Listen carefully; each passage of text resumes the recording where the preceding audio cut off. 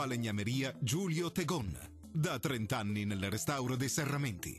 Approfitta ora della detrazione fiscale. Ancora tempo instabile in alcuni settori, ancora qualche pioggia sparsa. Vediamo dove. Sul Veneto diffusa instabilità su Bellunese, Trevigiano, Nord Vicentino, Veneziano e localmente anche sul nord padovano, dove saranno possibili ancora dei rovesci. Andrà meglio altrove con più sole. Temperature massime che risultano essere in calo e comprese tra i 18 e i 24 gradi, minime previste invece tra i 13 e i 16 gradi circa.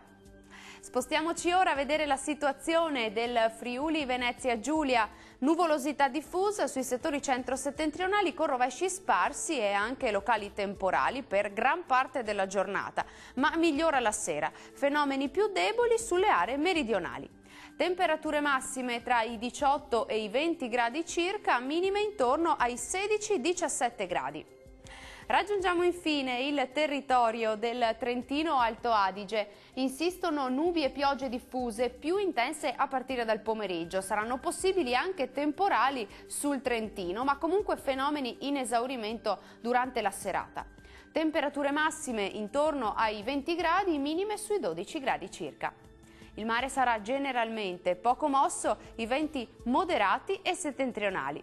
Dal nostro meteo è tutto, grazie per l'attenzione e arrivederci al prossimo aggiornamento.